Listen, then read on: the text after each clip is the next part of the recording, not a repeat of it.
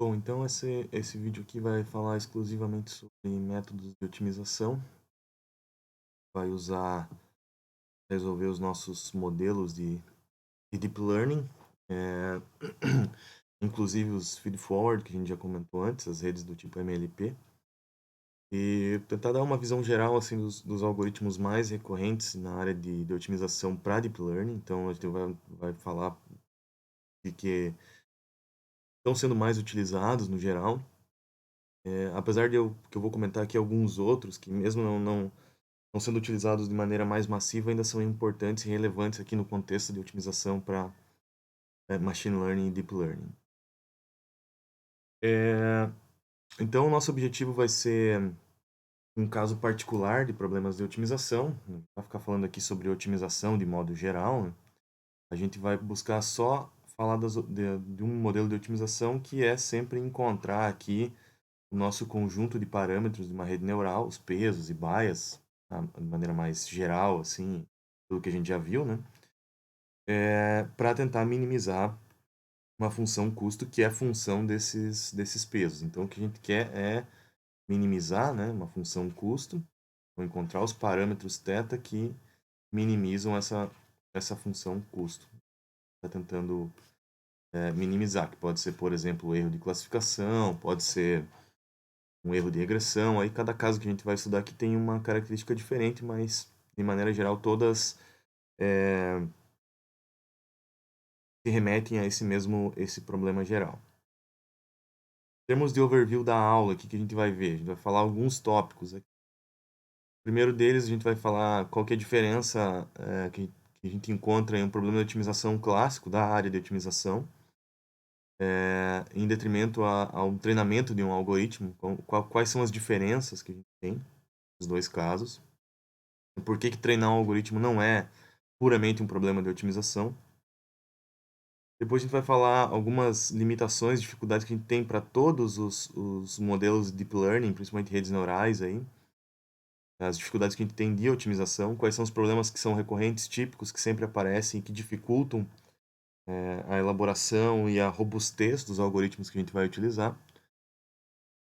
Depois eu vou falar um pouco dos modelos mais clássicos e práticos que você usa para otimização, todos eles fundamentados aqui na descida em gradiente. Então, descida em gradiente é o ponto-chave aqui dessa aula. Depois falar um pouquinho de algoritmos mais recentes, mais avançados aqui com uma característica adaptativa aí de learning rate. E, por último, falar ainda nesses algoritmos avançados, eu vou falar um pouquinho sobre alguns métodos que não são tão usuais, mas também acabam sendo citados pontualmente, que vale a pena comentar, como o método gradiente conjugado, método de Newton, enfim, alguns outros detalhes aqui que são importantes. Então, vai ser uma visão geral de vários métodos de otimização. Vou apresentar o algoritmo de todos eles aqui. Claro, a gente não vai entrar muito profundamente em cada um deles, mas pelo menos ter uma boa visão geral da ideia, né, que se busca em cada caso. Bom, primeiro ponto, então, qual que é a diferença que a gente tem entre um problema de otimização puro e um problema de aprendizado que usa a otimização como ferramenta? A nossa ideia, quando a gente minimiza a função custo, J de θ aqui que eu estou usando a nomenclatura do livro, né? A gente espera que minimizando essa função custo, a gente melhore a performance do algoritmo que a gente está tentando treinar. Por exemplo, melhore a acurácia de classificação. Então, é uma maneira indireta da gente melhorar essa performance. A gente espera que minimizando esse cara, a gente maximize, por exemplo, essa medida de performance. Porém, se a gente estivesse falando de um problema de otimização puramente, o objetivo seria simplesmente minimizar essa função custo e ponto final. Está preocupado no que ela eventualmente possa refletir para nós. Esse é um ponto importante de ter em mente aí quando você está tratando de aprendizado por meio de otimização. O que isso significa, né? Significa que quando a gente está fazendo o processo de treinamento, baseado nessa minimização, né, desse erro de treinamento, a gente está fazendo o que se chama de minimização do risco empírico. Esse é um termo que se usa em reconhecimento de padrões, bem recorrente. o grande problema dessa abordagem é que a gente acaba tendo overfitting, né? Então a gente já falou antes sobre isso, que eventualmente quando a gente está monitorando o erro de treinamento e ele está diminuindo, né? Está melhorando, eventualmente ele pode chegar num valor muito baixo, né? Isso não significa que esse desempenho baixo aqui vai garantir um bom desempenho na etapa de teste, na generalização do modelo. Então, por isso a gente usa outras técnicas, por exemplo, como olhar o conjunto de validação, né? Para que a gente eventualmente escolha aqui uma parada antecipada ou alguma outra técnica que previna chegar nesse limite aqui. Se isso aqui fosse um problema de otimização, simplesmente, esse aqui seria o melhor cenário para nós, né? Mas como a gente está usando a minimização da função para refletir uma outra performance, então não necessariamente chegar no mínimo ali vai trazer o resultado absoluto para nós em termos de teste, porque a gente pode estar indo para um cenário de overfitting. Então é importante ter isso em mente para você saber, já que a otimização por si só não é o ponto principal para a gente ter um bom desempenho no conjunto de testes. Bom, alguns desafios aqui, quando a gente fala de otimização, vou falar de alguns problemas típicos que ocorrem para todos os métodos de otimização, isso meio independente do método, mas que aparecem de maneira geral e recorrente quando você está treinando modelos de deep learning, para pelo menos apresentar esses conceitos quando vocês se depararem com isso, né? Ou lendo um paper ou efetuando algum treinamento, você já sabe o que é aquele problema e mais ou menos de maneira mais rápida aqui como é possível identificar. Então, um problema de mau condicionamento talvez seja o problema mais talvez não num nível de prioridade aqui não tão relevante, mas vou colocar ele primeiro aqui porque ele é mais fácil de entender. É um problema que, em geral, faz com que o método decida em gradiente ele fique parado, no sentido de que cada pequeno passo que você dá, você acaba aumentando a função custo. Então, esse cenário de mau condicionamento pode te levar a fugir da minimização que você está buscando fazer. Em geral, é difícil de identificar isso tão claramente, mas a maneira mais recorrente que o pessoal usa para tentar fugir desse cenário é quando a norma do gradiente está subindo de maneira excessiva. Então, você pode olhar a norma do gradiente ao longo das várias camadas, fazendo uma média, né? E avaliar como que aquela norma tá se comportando, e se ela estiver crescendo, isso aqui pode ser um indício de que talvez você esteja num problema de mau condicionamento e eventualmente ele pode estar fazendo com que a tua função custo acabe subindo, mesmo que não de forma muito considerável, mas faz com que você esteja então fugindo da minimização que você está buscando. Isso é um problema, então, primeiro que talvez vale a pena a gente mencionar. Segundo, talvez seja o mais clássico e mais explorado e discutido na literatura, que são problemas dos mínimos locais. Então, quando a gente está buscando minimizar uma função custo, né, j de θ qualquer aí, o que acontece muito nesses modelos de deep learning é que essas funções elas têm uma característica bastante não convexa, vamos colocar assim, onde existem vários pontos aqui de mínimos locais que não necessariamente são o melhor mínimo possível que você poderia atingir por um método de otimização para aquela função custo. Então, como a gente tem inúmeros parâmetros e treinar esses modelos é extremamente complexo, a gente pode ter, na verdade, um número até incontável aqui de mínimos locais. Não conhece a cara dessa função de antemão, né? Então é difícil a gente identificar se a gente está nesse problema de mínimo local ou não. Um teste que a gente pode fazer para tentar identificar um mínimo local é, de novo, olhar a norma do gradiente, né? A norma do gradiente ela sempre tem algumas pistas aí para nós do que está acontecendo. A gente já falou dela antes, estou falando dela de novo, né? Então a regra é mais ou menos a seguinte: se a norma do gradiente não reduz para um valor muito pequeno, então o problema não é nem o mínimo local, nem outro tipo de ponto crítico que eu vou falar na sequência. Então, olhando para a norma aqui, você pode desconfiar ou mesmo descartar se aquele problema é um mínimo local, né? Então, ele não vai ser um mínimo local se a norma do gradiente não encolher, não reduzir aí para um valor pouco significativo, um valor pequeno. Tá? Então, isso aqui é uma forma. Eu vou falar de outras maneiras aqui. Em geral, a gente não... a gente acaba... Pelos métodos de otimização que a gente vai usar aqui, a gente consegue, de uma maneira geral, fugir desses problemas aqui. Mas depois eu vou retomar mais essa discussão. Outros pontos críticos que a gente tem além do mínimo local. Tá? Tem o que a gente chama de sinônimos aqui, né? Os platôs, os saddle points ou flat regions, né? São regiões do nosso espaço de busca aqui, de minimização, que tem uma espécie de um platô mesmo, né? Se a gente pensar aqui até do ponto de vista, uma analogia com uma geografia de uma montanha, né? Tem regiões onde o valor da função ele é o mesmo para um espaço muito grande aqui do espaço de busca dos parâmetros. Né? Então, esse cara aqui, ele, em comparação aos mínimos locais, ele é muito mais recorrente, né? Lembrando que tanto os saddle points quanto os mínimos locais têm gradiente nulo. Mas, do ponto de vista prático, em Deep Learning, um saddle point ele é muito mais recorrente do que um mínimo local. Ele aparece mais nessas funções do que os mínimos locais. Uma forma da gente identificar um saddle point é olhar a matriz hessiana, né, naquele ponto, e calcular uma decomposição em autovalores e autovalores e autovetores da matriz hessiana e olhar os autovalores, particularmente, se a gente tiver valores positivos e negativos, aquilo indica que a gente possivelmente está num saddle point. Né?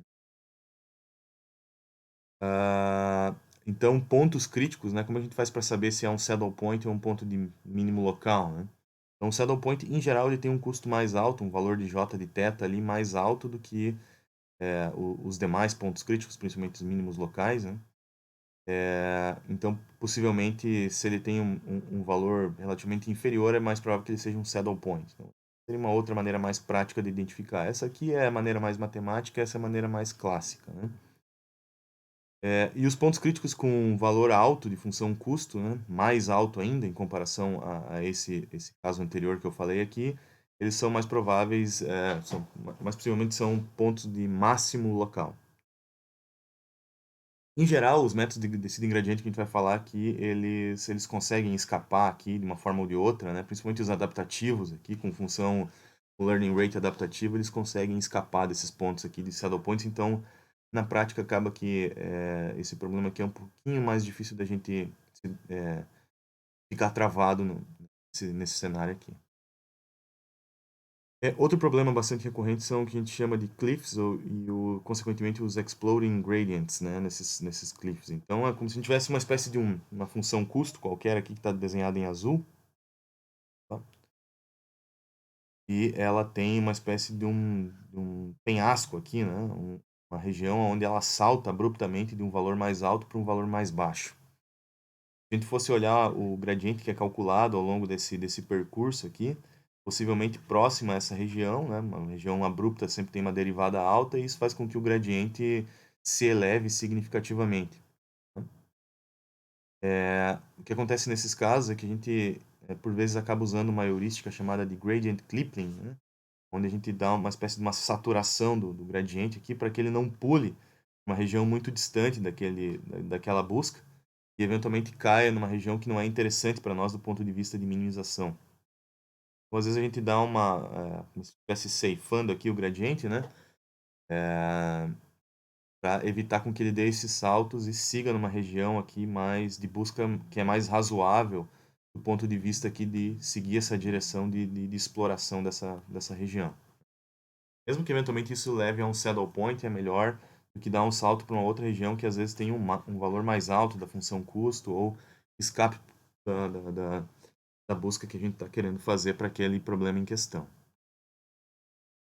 Bom, outra dependência que a gente tem são essas dependências de long term, que a gente chama, principalmente espaciais. Né? O que significa isso? Quando a gente tem um modelo muito profundo, com várias camadas aqui, e de vários layers, né? pensando numa rede do tipo Deep Feed Forward aí, quando a gente está fazendo o back propagation, quando a gente está fazendo o backward, particularmente do back propagation, eventualmente, como a gente tem muitos pontos para calcular, existem dois casos típicos de problemas que podem aparecer. São os vanishing gradients, ou seja, o gradiente ele vai tendo um valor muito pequeno à medida que a gente vai voltando cada vez mais aqui ao longo dessa rede profunda, né? Então, no início ele tem um valor até que razoável, mas à medida que a gente vai passando, ele vai praticamente sumindo, e aí a gente já não sabe mais para onde ir para melhorar a função custo daqueles neurônios mais do início da rede.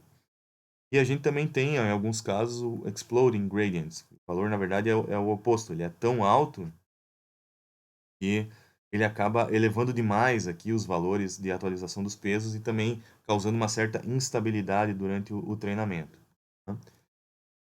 Esses dois caras aqui, existem algumas técnicas da gente identificar e minimizar. Eu deixei aqui um videozinho, né? Um vídeo curto para vocês darem uma olhada sobre isso, né? E algumas técnicas mais práticas aí de como evitar esses dois cenários. Não vou entrar em mais detalhes disso aqui porque é uma dica mais prática, então acho que isso aqui vale a pena você avaliar diretamente nesse vídeo que tem uma explicação mais precisa. Bom, começando então com os algoritmos que a gente vai falar, né? Vou começar pelo mais clássico que a gente já falou antes, né? Só tirar esse S aqui, falar a característica estocástica dele depois, né? Então eu vou começar com o que a gente chama aqui de mini-batch gradient descent, que é basicamente o descending gradiente que a gente já falou antes, né? A gente parte de um ponto inicial e vai olhando aonde o gradiente está nos apontando, na direção oposta ao gradiente. Então, tem um gradiente aqui, eu vou seguir a direção oposta desse gradiente e vou tentar, a partir daquele ponto lá, percorrer um caminho, né, sempre seguindo o gradiente ali até tentar chegar num mínimo. Eu não tenho garantia que esse mínimo vai ser global, mas é um mínimo daquela função custo que eu estou tentando minimizar. Então, esse valor aqui seria o j de θ, por exemplo. Aqui seriam os parâmetros, por exemplo, θ1, θ2.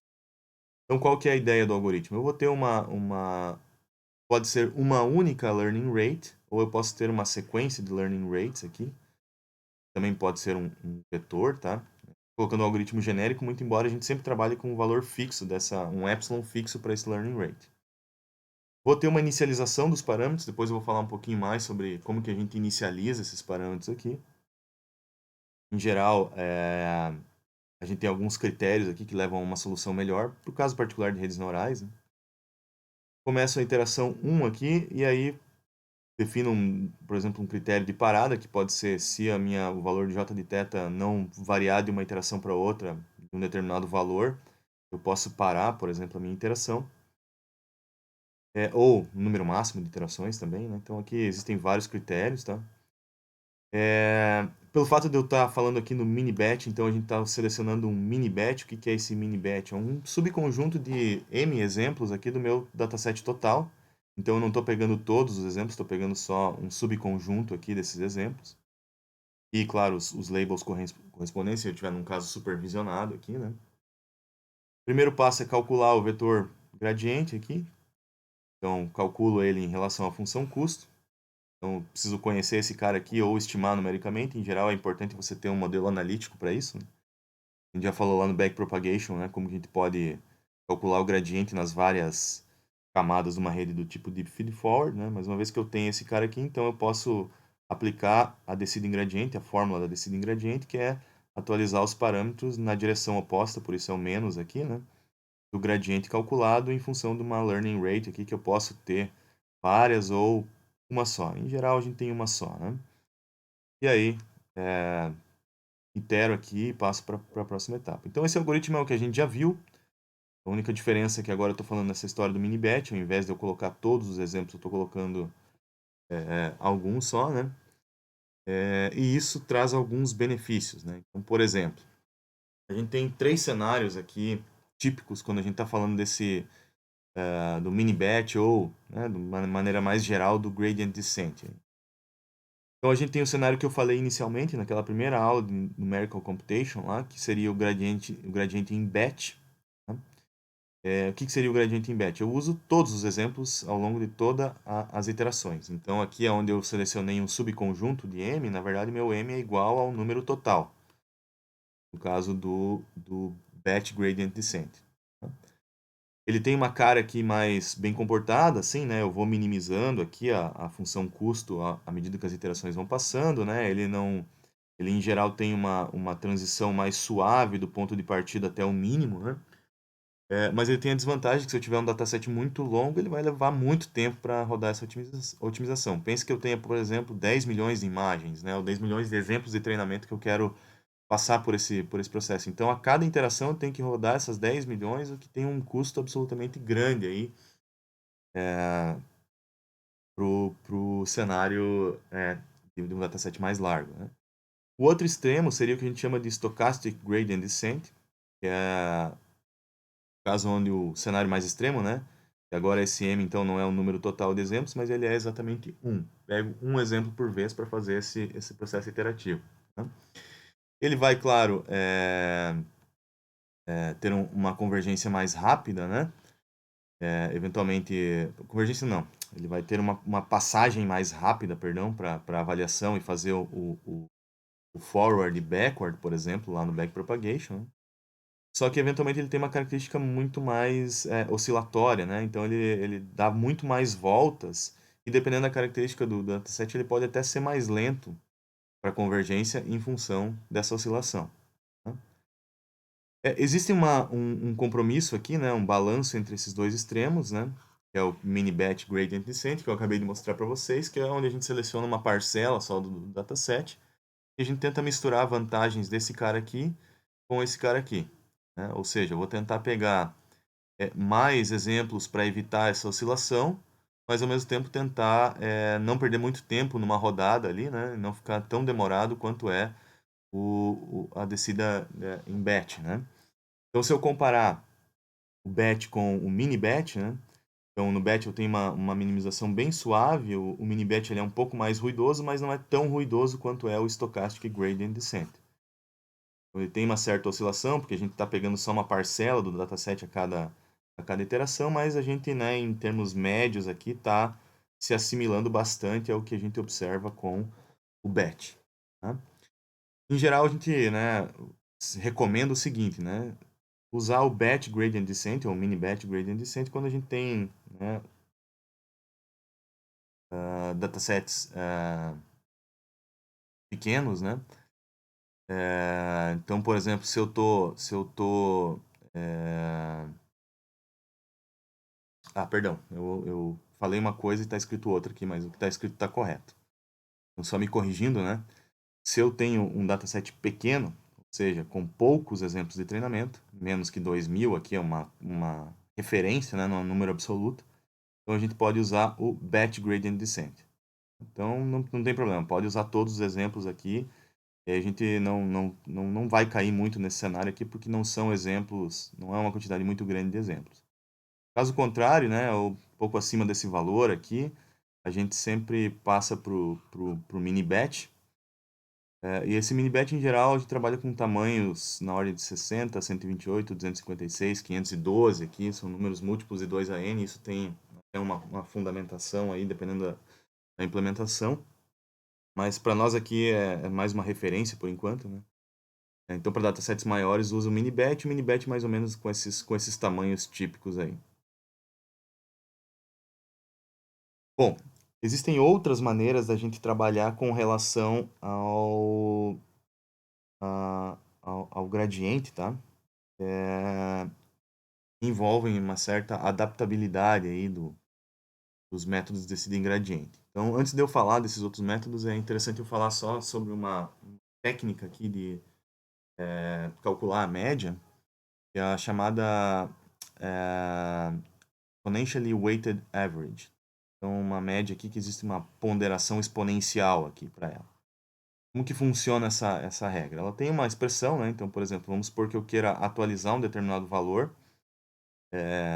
com um valor médio que usa, né, essa exponentially weighted average. Ele vai pegar basicamente o valor anterior, multiplicar por uma constante beta. Esse beta é um valor entre 0 e 1 em geral. eu tenho que definir a priori, então esse aqui é um parâmetro que eu preciso selecionar. Então esse aqui é user, né? Esse aqui é o usuário que vai definir quanto que ele quer. E vou somar com 1 menos beta do que eu tenho dos meus dados. Então esse cara aqui, ele olha duas coisas. Ele olha os dados, então, que eu tenho efetivamente, que eu estou medindo, mas ele também olha para o histórico. Tá? Histórico dos meus valores anteriores, da média. Histórico da média aqui, vou colocar. Tá? Então ele vai ponderar com esse beta quanto que eu vou olhar para esse cara aqui e 1 menos beta quanto que eu vou olhar para esse cara aqui. Então se eu tiver uma ponderação que olha mais para os dados, eu vou querer um valor de beta menor. Se eu quero uma ponderação que olhe mais para o histórico, eu vou usar um valor de beta maior. Tá? Então aqui eu tenho um exemplo onde eu tenho os dados em azul, então em azul são meus dados, e em vermelho, verde e roxo eu tenho o resultado dessa média exponencial aqui, né? Para vários valores de beta. Então eu tenho um beta de 0,5, onde eu olho metade, meio a meio, né? Metade para os dados, metade para o histórico. 0,9, onde eu já olho mais para o histórico, né? E 0,98, onde quase praticamente eu olho só o histórico. Né? Então, como que a gente vai fazendo? A gente vai pegando ponto a ponto desses aqui, né? Do meu dataset e vou aplicando essa regrinha de correção aqui, né? E estou plotando, então, em cores diferentes o resultado dessa média. Como se fosse uma espécie de uma média móvel aqui, né? Então, em vermelho, quando eu olho meio a meio, veja que eu tenho um certo ruído que tem dos dados aqui, mas eu também capturo uma característica intrínseca dos dados aqui, aparentemente, né? Em verde também já consigo, né, reduzir um pouco mais o ruído e aí ter uma característica mais do comportamento. Em roxo, quase que descaracterizo completamente quando eu olho só para o histórico, né? Praticamente só para o histórico. Né? Então essa aqui se você usar essa expressão aqui é uma forma de você tentar ponderar, né? Não olhar muito só para os dados ou só para o histórico, como uma espécie, vou colocar aqui entre aspas, né, de filtragem, tá? Espécie de um filtro que você está aplicando para os dados ali, para tentar capturar esse comportamento aí, né, médio dos dados. Tá? Às vezes esse algoritmo ele tem uns probleminhas na parte inicial aqui, né? A gente pode ter uma inicialização, como esse roxo aqui, a gente pode ter um caso muito extremo que ele acaba descaracterizando completamente, porque ele tem poucos dados naquele momento ali, o histórico ainda não capturou, né, o que está ocorrendo com os dados. E eventualmente a gente usa umas regrinhas desse tipo aqui, né? Eu incluo essa parcela aqui de ponderação, dividindo o valor de VDT por 1 menos beta t, né? Quanto maior esse t aqui, mais esse termo ele vai sumindo à medida que o tempo vai passando, né? Então esse tempo aqui seria o que está ao longo do eixo x, né? Então quanto mais para frente aqui, menos esse termo importa, mas aqui no início ele tenta sempre corrigir esse cara aqui para tentar trazer uma espécie de uma normalização aqui e minimizar um pouco o efeito desse bias que a gente tem no início. Isso aqui, a gente vai usar ele só em um ponto, mas, enfim, como a gente menciona isso, eu acho interessante falar a origem desse termo aqui, né, para efetuar essa correção inicial. No caso da descida em gradiente, a gente usa esse tipo de regrinha aqui, que chama momentum, né, o gradient descent with momentum, que é essa média exponencial aí, né? No seguinte sentido, né? Se a gente tiver, por exemplo, o mini batch gradient descent lá em preto aqui, né? Que seria esse cara aqui, eu tenho uma característica bastante oscilatória aqui, né? E ao usar essa média, se eu tentar olhar para o gradiente, não só para o valor do gradiente, mas também para o valor histórico que ele tá assumindo, né? Então eu consigo, de uma certa forma, suavizar essas transições. Então aqui eu teria com o momentum, né, que seria basicamente acrescentar essa média, né, a média exponencial aí, que a gente acabou de falar, e ele suaviza essas oscilações e eventualmente pode convergir um pouco mais rápido aí para aquele mínimo. Então qual que é a ideia? A gente modifica ali o gradient descent, né, para colocar então uma média do gradiente. Como que a gente faz isso? Tá? Então o core do algoritmo é o mesmo, tem o mesmo mini batch aqui, mesma ideia. O O gradiente eu continuo calculando da mesma forma. A diferença é que agora, quando eu for atualizar o meu vetor θ, ao invés de eu usar diretamente o gradiente aqui na expressão, eu troco ele por um outro vetor v. Esse vetor v faz justamente essa média exponencial aí, né? Essa média ponderada exponencial, que é olhar para o gradiente atual, o valor que os dados então do gradiente estão nos fornecendo, e olhar também para o valor histórico que esse cara tem. Então ele também tem um valor histórico ali que está armazenado nessa informação, e eu pondero esses dois caras aqui, para isso acaba aparecendo um parâmetro a mais que é o alfa. Então eu tinha o meu learning rate, que vem aqui, né? Continua aparecendo na descida em gradiente, mas agora eu tenho o alfa, que é o valor dessa média aí que a gente está utilizando, que o efeito final aí é essa suavização do gradiente e leva uma minimização mais acelerada. Existe uma alteração desse cara aqui, que é o chamado Nesterov Momentum, né? Recentemente ele acabou ganhando um pouquinho mais de espaço na literatura, né? E a diferença dele em relação ao anterior é o seguinte, ele calcula um passo antes aqui, que seria o que se chama de interim update, é esse passo aqui, que é a gente atualizar os parâmetros com o valor atual do gradiente. Então a gente faz uma pré-atualização dos parâmetros, né, do θ, antes de calcular o gradiente, né, com o valor do histórico, que está armazenado em V aqui, né? E aí a gente calcula o gradiente e aí aplica a atualização e novamente atualiza daí a descida em gradiente dessa maneira aqui, tá? Mas a gente faz um cálculo intermediário que é mais ou menos como o quanto que alteraria, né, os parâmetros em função do valor atual do histórico do gradiente. E aí eu calculo o gradiente a partir desse cara aqui. Isso também eventualmente acelera um pouquinho o processo, tá? Se for comparar o momentum, né, o algoritmo anterior com esse Nesterov aqui, o que a gente tem no algoritmo anterior, a gente tem o passo que é dado pelo momentum, né, que é o, o histórico, e o valor do gradiente, e a gente usa esses dois caras aqui para definir qual que é o passo. No caso do Nesterov, a gente tem um gradiente que a gente tenta adiantar esse cálculo dele, né, faz um cálculo a priori aí, depois complementa isso com o momentum, né? Então veja que o momentum ainda aparece aqui, né? Essa equação é que eu me refiro ao momentum ali, né? E aí eu faço essa atualização. Então é como se eu estivesse tentando adivinhar qual seria o valor do gradiente, por isso que eu chamo aqui de look ahead gradient. E aí, com base nisso, eu atualizo, né, a expressão para fazer esse update. Então, essa é a diferença fundamental, né? Estou mais comentando aqui para vocês saberem dessa existência. Ele acelera um pouquinho em alguns casos, mas acho que ainda assim, em termos de uso mais massivo, esse modelo mais clássico ele é mais recorrente. Bom, com relação a alguns detalhes, antes da gente falar de outros métodos de otimização sobre as estratégias de inicialização. Então, a inicialização, né, esse ponto aqui, que aparece nesses dois algoritmos, né? A inicialização desse θ aqui, principalmente do θ, que é o ponto mais importante de todos. A inicialização desses outros parâmetros aqui, depois, ela não é tessa crítica, mas essa inicialização dos parâmetros ela é muito crítica, né? Porque ela impacta basicamente se o algoritmo vai ou não convergir. Então, é o ponto-chave da história aqui. O primeiro ponto que a gente tem que tomar cuidado com a inicialização é o que a gente chama de break symmetry, né? Então, é tentar quebrar a simetria que a gente eventualmente pode ter nos pesos, que são os parâmetros que a gente está buscando inicializar nesse caso aqui.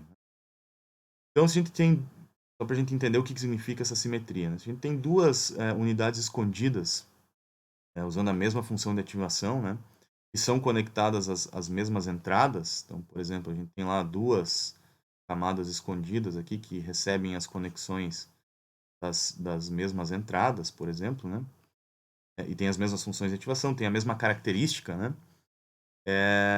Se elas têm exatamente o mesmo conjunto de parâmetros inicial, e a gente aplicar um método de algoritmo, um método de otimização que seja determinístico, né? O que vai acontecer é que essas duas entradas elas vão ser adaptadas, elas vão acabar sendo, durante o processo de otimização, atualizadas exatamente da mesma forma. Então a gente vai ter exatamente aquele cenário que eu comentei antes que a gente quer evitar, que é pesos aqui que tenham comportamentos idênticos, né? Acaba ficando redundante na nossa representação. Isso piora a questão de discriminabilidade que a gente pode ter em função das features que são extraídas pelos elementos da rede neural. Então, um ponto importante é a gente não inicializar esses caras da mesma forma. Então, o que a gente faz é tentar usar uma espécie de inicialização aleatória. Pode ser usada uma função gaussiana, uma distribuição uniforme aqui, mas sempre garantindo que esses pesos, então, tenham valores distintos, né? Lembrando que o valor muito alto de inicialização a gente consegue quebrar um pouco mais a simetria, mas pode ter valores muito altos, né? Então tem que tomar um cuidado e tem um balanço aqui, né? Tentar fazer então uma espécie de uma inicialização normalizada, tentar fazer com que todas as camadas tenham valores similares aqui de função de ativação e variância no valor do gradiente. Uma forma mais prática assim para a gente escolher qual vai ser, que range que esses valores vão estar, né? É a gente olhar o range ou o desvio padrão aqui das ativações ou dos gradientes num mini batch dos dados, ou seja, a gente faz um forward, né? E vê mais ou menos em que valores que os pesos estão, em que valores que os gradientes estão, né? E se os pesos estiverem muito pequenos, a, as ativações aqui, né, ao longo dos mini batches vão acabar fazendo com que as ativações reduzam demais, né? Então, eventualmente pode ser uma boa estratégia aumentar. Tá? Isso aqui pode ser uma saída. Então, a gente pode partir para um processo iterativo, né? Então, a gente vai identificando, pode ir subindo os valores dos pesos, se eles estiverem muito baixos, né? Nesse cenário que eu acabei de comentar aqui, né? Até que a gente tenha, por exemplo, nessa primeira camada ou nas primeiras camadas da rede ali, valores mais altos e que podem gerar um valor de inicialização mais razoável que vai garantir uma convergência daquele algoritmo. Outra alternativa é sempre setar os bias para zero. O valor nulo aqui também é uma característica, né, uma forma usual aqui da gente inicializar os pesos. E mais detalhes práticos eu vou deixar também um vídeo aqui, né, para vocês avaliarem outras formas de inicialização, inclusive comentando algumas que são práticas aí, que se usa bastante para alguns modelos de otimização que a gente vai ver. Vou deixar esse videozinho aqui para você assistir. Pode assistir agora, né, parar e assistir, ou se você quiser assistir depois, também não creio que isso vai impactar muito. Bom, mais alguns algoritmos que a gente vai falar aqui são os algoritmos com a learning rate adaptativa, ou seja, a gente vai mudando o valor da learning rate à medida que o algoritmo vai efetuando a otimização de acordo com a cara da função custo que o algoritmo está, de uma certa maneira, explorando, né? E por que a gente faz isso, né? Em geral, a learning rate é o parâmetro mais difícil de setar. E é o que mais afeta a performance final do modelo, a otimização, né? Todo o processo é muito relacionado à learning rate. Tá? O algoritmo que a gente falou antes ali, o Momentum, né? O que tem uma média, ele trata de uma certa maneira, ele atenua essa questão do impacto da learning rate ao longo da otimização. Mas o problema é que, né, ele introduz um outro tipo de hiperparâmetro lá, que é o hiperparâmetro da média, e a gente também não sabe de fato o quanto que ele vai conseguir impactar nisso ao longo do processo de otimização. Então, para isso tem outros algoritmos aí, né, que fazem uso da própria característica da função, né, que a gente está querendo otimizar, que estão mais ou menos nessa linha que está descrita nessa frase aqui, que é o seguinte: se a gente acredita que as direções de sensibilidade aqui são relativamente alinhadas, a gente pode pensar em ter uma learning rate para cada uma dessas direções e atualizar ela automaticamente ao longo do processo de otimização. Então, é como se a gente estivesse olhando separado para cada eixo ali de parâmetros que a gente quer otimizar. E se a gente imaginar que cada um desses parâmetros tem uma característica diferente ao longo da otimização, a gente pode adaptar a learning rate para cada um desses cenários e fazer a otimização com base nessa ideia. Como que a gente faz isso, né? Vou mostrar o primeiro caso aqui, que é o caso clássico, o AdaGrad, né? Que é a base para os próximos algoritmos que a gente vai falar na sequência. Então, como que esse cara ele faz? Então, vamos supor que a gente tem duas direções de otimização aqui, dois parâmetros, tá? Pode ser θ1 e θ2, mas eu vou chamar aqui que é o W e aqui que é o B.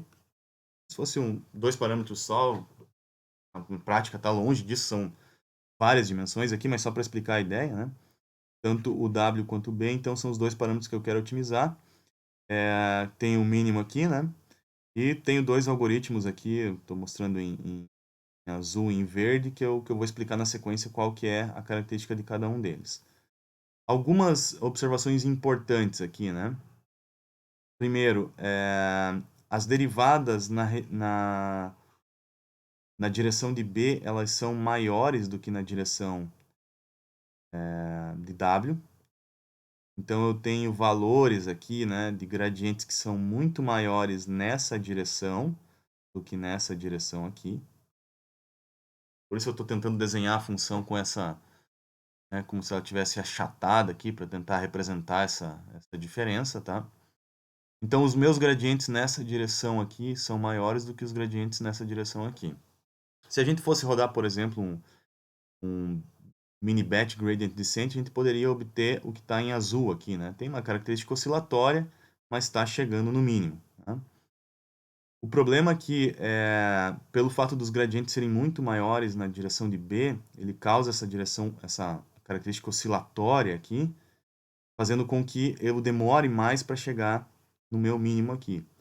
O que eu gostaria é tentar ir mais rápido na direção de W, ou seja, ir rápido, né, mais rápido na direção de W, que está me levando a uma convergência maior, do que na direção de B, que aparentemente que é o que está jogando essa característica oscilatória e causando a demora. Né? Ou seja, eu tenho gradientes mais altos na direção de B que causam uma demora na otimização. Eu tenho gradientes mais baixos na direção de W que causam, que geram uma otimização mais rápida, mas eles acabam sendo mascarados aqui pelo meu processo, né? Então, o que a gente pode fazer aqui é tentar normalizar, uma espécie de uma normalização desses gradientes aqui, né? Para que eu consiga combinar, não simplesmente descartar esses gradientes que são mais altos, né? Mas levar em consideração esses gradientes menores que aceleram o processo e que podem chegar numa curva como essa que está em verde, né? Uma transição, né? Uma iteração como essa que está em verde que vai chegar uma resolução mais rápida do problema. Tá? Como que a gente faz isso? Então, a regra aqui é a mesma regra, né? Eu tenho uma descida em gradiente. A minha taxa de atualização vai ser dado por esse delta θ aqui, que é essa expressão que está aqui. E tem duas coisas. Tá? Uma é esse R. O que esse R tem? Ele guarda o valor quadrático dos gradientes. Então, esse ponto, né, com esse símbolozinho, isso é uma multiplicação ponto a ponto. Então, é como se eu estivesse pegando o vetor gradiente e elevando ao quadrado, né, cada elemento. Né? E estou guardando nesse termo aqui, nesse termo R. Então, esse cara aqui, ele vai guardar os quadrados dos gradientes. Né? Então, o gradiente eu continuo calculando da mesma forma. Nem estou falando desse início aqui, que é muito parecido, só vou falar o que é diferente do que a gente já falou. Então, eu tenho o quadrado do gradiente. E aí, quando eu for atualizar, eu vou usar um valor menos, porque é descida em gradiente aqui, né? Uma learning rate, do epsilon. Então, continua aparecendo learning rate. Dividido pela raiz desse cara ao quadrado. Tá? Então, se eu tenho um valor muito alto do gradiente, por exemplo, o dB ali, né? Ele vai dividir por um valor da raiz quadrada muito alto aqui e vai tentar, de uma certa maneira, ponderar, né, a minha taxa de aprendizado aqui, meu learning rate, diminuindo a learning rate para aquele cara, diminuindo o valor global de tudo isso aqui, na direção do gradiente, em função daquele valor mais alto aqui do gradiente. Se o gradiente for mais baixo, então eu vou ter um valor menor aqui, vou dividir menos pela learning rate aqui, ou seja, vou levar em consideração o valor da minha learning rate aqui, né? Era mais de acordo com o que eu setei, né? Na direção do gradiente. Ou seja, eu tento adaptar por meio de uma divisão que é aplicada na learning rate, olhando para a norma ou pelo né, o valor do gradiente ali naquela direção. Aqui também tem que tomar cuidado que essa divisão ela é também element-wise aqui, né? Feita elemento a elemento, tá? A raiz quadrada e a divisão, depois a multiplicação pelo gradiente aqui, é tudo elemento a elemento, tá? Então, assim, quando eu consigo colocar exatamente esse efeito, né? Eu tento deixar esses caras aqui num valor mais próximo, né? Do ponto de vista de como que eles vão ser combinados a learning rate para fazer o processo iterativo, né? Então eu consigo, no fim das contas, ter um efeito parecido com o que eu tinha com o momentum lá, né? Que é reduzir essa oscilação e chegar mais rápido para o mínimo. Aqui eu só deixei anotado alguns pontos, vale a pena você parar o vídeo e dar uma lida, né? Resumem esse cara aqui só para ver se você entendeu de fato essa explicação, tá? Um outro detalhe é esse delta aqui. Esse delta é mais uma característica de estabilidade numérica, um valor bem pequeno, 10 a menos 7, 10 a menos 8, que a gente coloca ali, né? Para eventualmente ter uma certa estabilidade nessa divisão aqui, tá? Mas é um detalhe mais prático, tá? E aí veja que a gente tem, no fim das contas, só a learning rate aqui como parâmetro, né? A gente eliminou lá aquele alfa que tinha no momentum, né? E setar dois hiperparâmetros é mais difícil do que setar um, né? E já que o efeito é parecido, né? Então já é uma vantagem, tá? Outro algoritmo que é bem parecido com o learning rate adaptativo é você misturar mais uma vez, né? Aí de novo trazer mais um hiperparâmetro que eu estou chamando de decay rate aqui, que é o ρ, que quando eu vou atualizar aquele vetor R ali, né, que antes ele era só o quadrado do gradiente, né, ele era só um valor acumulado do quadrado do gradiente, eu colocar aqui também o tal do momentum, né, que fazer essa média exponencial aqui, tá? Então esse cara aqui ele introduz um outro hiperparâmetro, isso aqui é um problema, né, é ruim para nós, né, porque mais um parâmetro para setar, mas ele melhora ainda mais, ele acelera ainda mais o processo de convergência, tá? Então, esse aqui seria uma dica, né, para melhorar um pouco e deixar um pouco mais rápido esse cara aqui, né?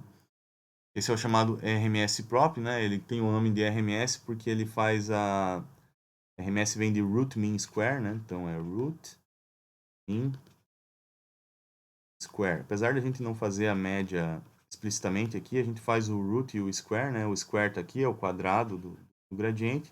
E o root porque tem essa raiz que está aqui, né? Então ele acaba tendo esse nome por conta disso, né? E o efeito é o mesmo, né? A gente suaviza aqui, vai mais rápido pro mínimo global, né? Ainda tem um terceiro, né? Que é chamado o Adam, né? Que é um algoritmo aqui que seria uma espécie de uma combinação mais específica ainda do momentum com o RMS prop. Então é pegar o RMS prop e colocar mais elementos do momentum, ou seja, de média ponderada ali exponencialmente nele, né? Que funciona mais ou menos da seguinte maneira. Então ele tem aqui vários hiperparâmetros. Então ele tem o que a gente chama de step size aqui, que é no fim das contas a learning rate, né? E geralmente a gente usa o valor de 1 a menos 3 para esse cara. E aí tem outros dois hiperparâmetros, ρ1 e ρ2, que são da média exponencial. Em geral a gente usa 0,9 para o ρ1, 0,999 para o ρ2. Uma constante delta que é o mesmo da raiz lá, 10 a menos 7, 10 a menos 8. E aí a gente tem duas variáveis de momentum, né? Que é o S e o R. Tá? Então como é que esse cara ele opera? Tá? Então ele tem lá o mini-bet, faz o gradiente, aplica uma iteração aqui e aí ele atualiza o vetor S. Então, o que é o S? Ele vai ser uma média do gradiente, uma média ponderada do gradiente, e ele vai ter o R, que é uma média ponderada do gradiente ao quadrado. Então, ele olha o gradiente e aqui seria o gradiente ao quadrado. Tá? Então, ele tem esses dois caras aqui. Tá? Aí, ele aplica aquela correção de bias que eu falei para vocês no início lá, né? De ter essa divisão aqui para não ter um início. Isso aqui é importante no Adam, né? Não é tão importante nos outros algoritmos, mas no Adam ele é crítico. Então, a gente faz essa correção de bias, né? Que eu falei lá quando eu apresentei a média exponencial. E aí eu faço a atualização olhando tanto para o S quanto para o R, né? Então eu olho o S no numerador, diretamente o gradiente, e divido pelo quadrado do gradiente aqui para fazer essa atualização. Então ele leva em conta esses dois caras aqui, então por isso que ele tem mais características do momentum do que o RMS puro, né? Porque ele olha tanto para o gradiente, né? A gente se refere ao momentum mais para o gradiente do que para o gradiente ao quadrado, né? Mas, enfim, a gente leva em conta então esses dois fatores aqui para utilizar esse algoritmo. Também vai gerar, em alguns casos, aí, uma otimização mais rápida. E tem uma comparação, né, eu não falei diretamente de alguns desses métodos que estão aqui. Por exemplo, não falei desse cara aqui. O Stochastic Gradient Descent, né, comentei em cima, né, o ADA Delta também não. Mas aqui só para você ter uma comparação do que seria o Stochastic Gradient Descent com relação ao RMS Prop, o ADA Grad, o Momentum, né. Então você veja que o Stochastic Gradient Descent, ele demora muito, né? Ó, ele é muito lento para convergir, tá? Todos os outros convergem um pouco mais rápido, né? Alguns dão uma volta aqui, como o NAG e o Momentum, né? Eles têm uma oscilação maior e tal, né? Mas eles também convergem, né? Todos muito mais rápido do que o gradiente estocástico, né? Então, esse aqui é o efeito interessante de todos eles, né? Em alguns casos, uns vão ser mais rápidos que outros, mas, enfim, né? Tem essa característica geral aqui, né? Como que a gente escolhe, né? Então, em geral, na prática, se acaba usando muito mais o RMS próprio e o Adam, são talvez as de início que você pode começar por aqui. Mas o ponto importante sempre procure escolher aquele cara que você consegue sintonizar os hiperparâmetros de maneira mais fácil, tá? Se você conhece um pouco mais o problema, o método de otimização, vá pelo aquele que você tem mais familiaridade, porque aí você talvez vai gastar menos tempo otimizando os hiperparâmetros, né? Que são necessários. Para a gente fechar, vou falar rapidamente aqui de mais alguns métodos. O primeiro deles é o método de Newton, método de aproximação de segunda ordem.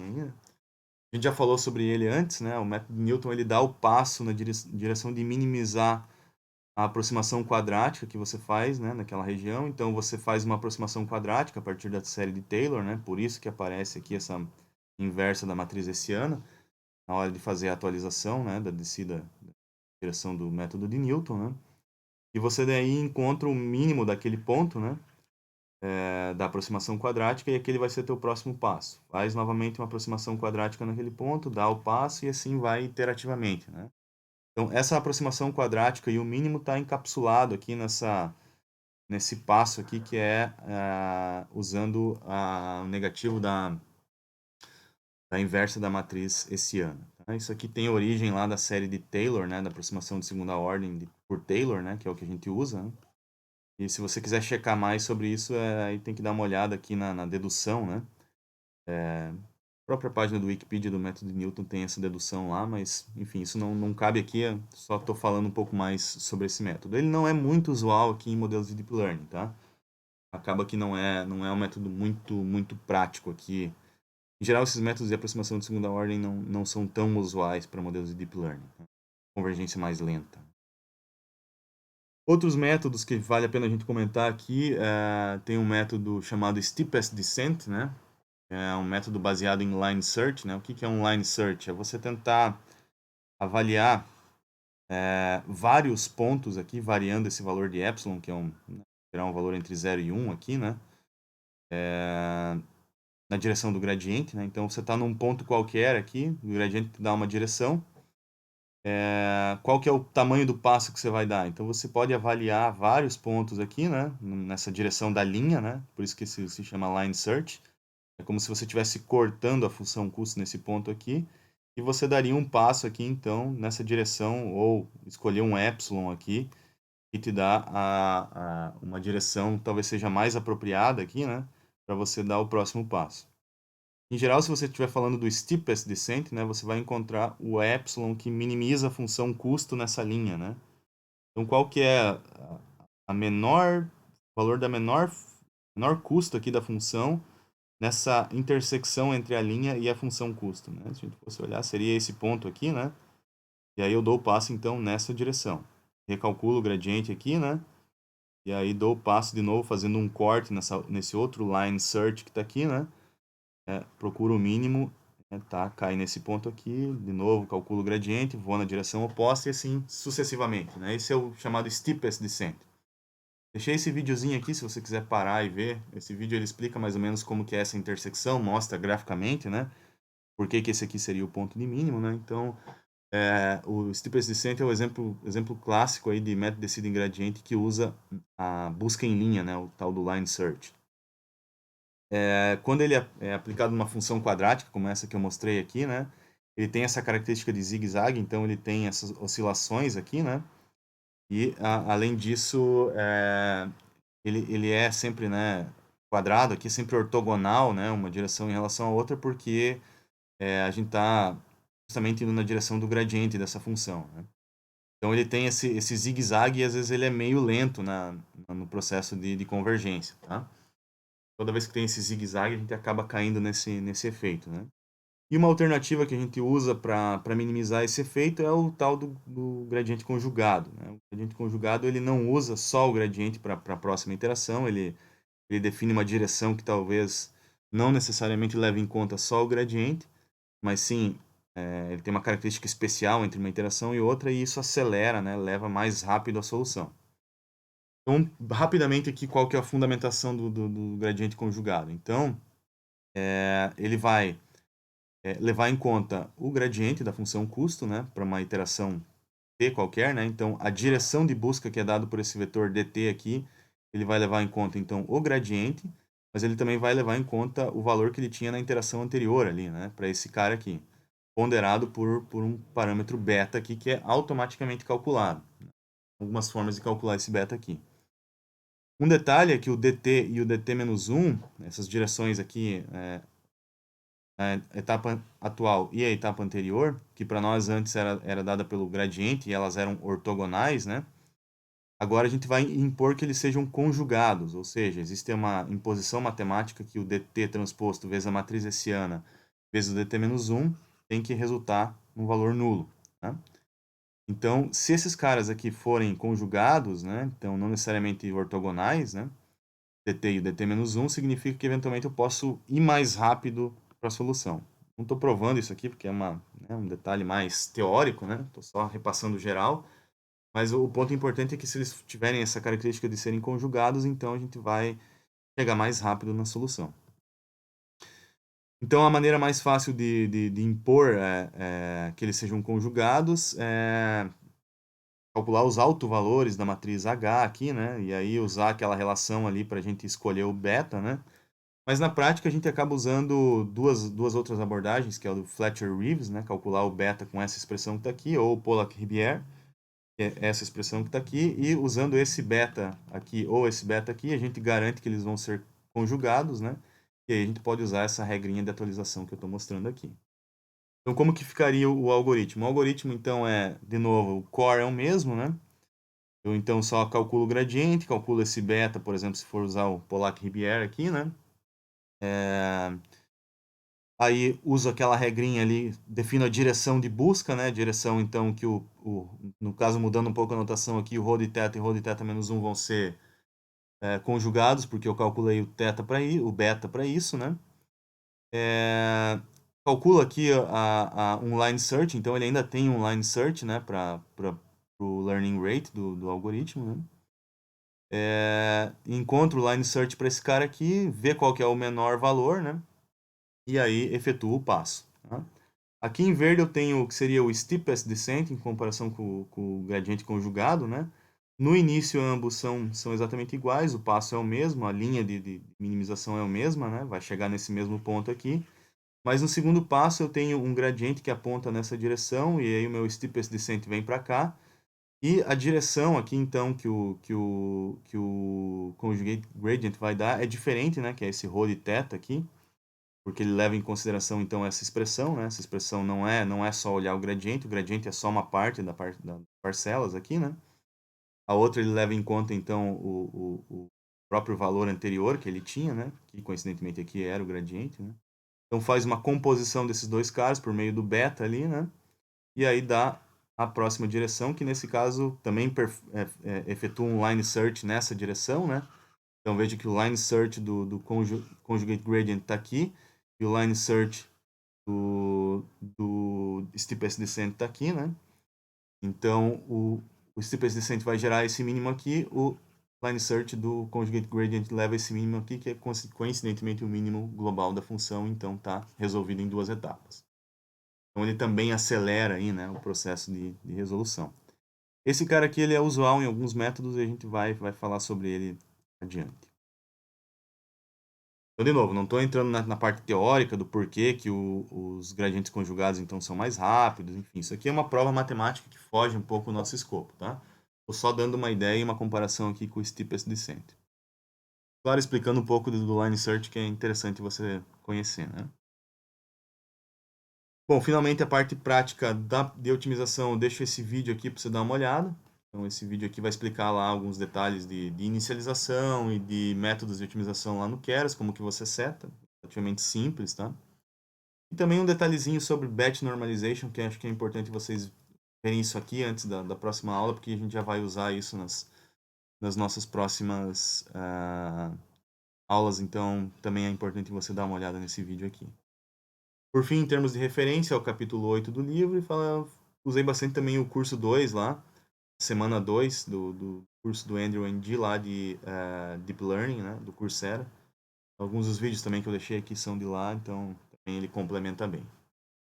Bom, encerrando o vídeo aqui que também ficou um pouco mais longo, mas assim a gente fecha essa parte de otimização.